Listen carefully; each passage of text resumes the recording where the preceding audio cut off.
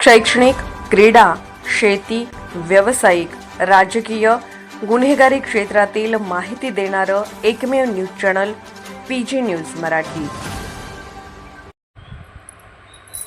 सरसकट कर्जमाफीसाठी कोळगाव येथे शेतकऱ्यांचा आक्रमक रास्ता रोको, वाहतूक ठप्प।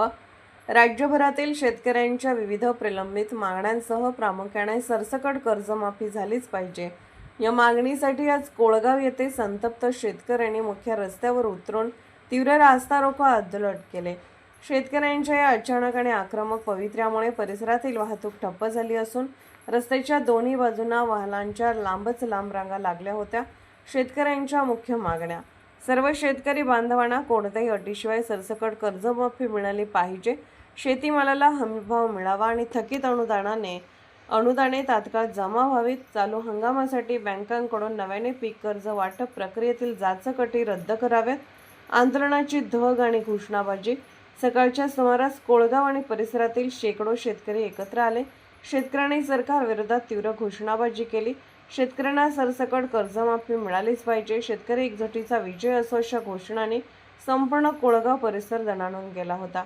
आंदोलनाचे गांभीर्य लक्षात घेऊन स्थानिक पोलीस प्रशासन आणि संबंधित महसूल अधिकाऱ्यांनी तात्काळ आंदोलनस्थळी धाव घेतली। जोपर्यंत शासन स्तरावरून आमच्या मागण्यांचा सकारात्मक विचार केला जात नाही आणि ठोस आश्वासन मिळत नाही तोपर्यंत मागे हटणार नाही, असा आक्रमक पवित्र आंदोलक शेतकऱ्यांनी घेतला होता।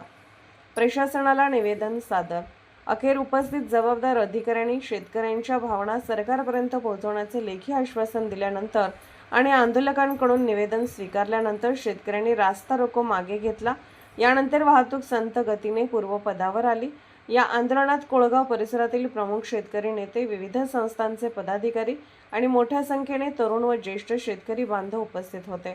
सरकारने यावर तातडीने निर्णय न घेतल्यास यापुढे आणखी तीव्र स्वरूपाचे आंदोलन छेडण्यात येईल असा इशाराही यावेळी शेतकऱ्यांनी दिला।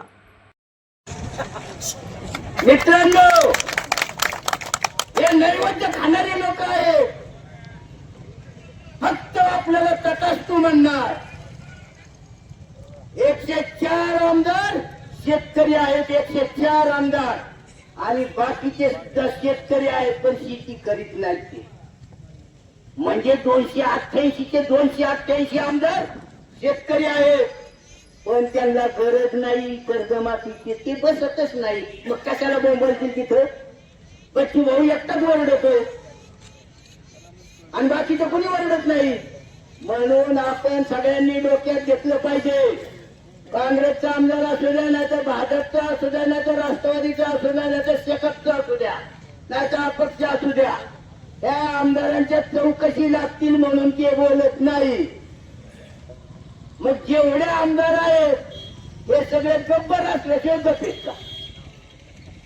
हे गब्बर आहेत, यांच्या चौकशीला ते घाबरत आहेत, म्हणून आपल्याला त्यांनी सगळ्या शेतकऱ्याला विकील धरलेला आहे। संख्येने उपस्थित राहिला त्याबद्दल मी सर्वांचा आभार व्यक्त करतो।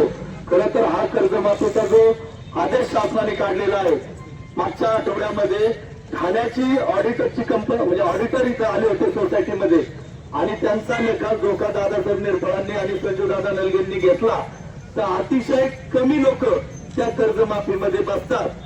त्याच्यामुळं 19ला ज्या शेतकऱ्यांना कर्जमाफी मिळाली होती त्यांना देखील सरसकट कर्जमाफी मिळाली पाहिजे, हा आपला सर्वांचा सगळ्यात मोठा मुद्दा आहे।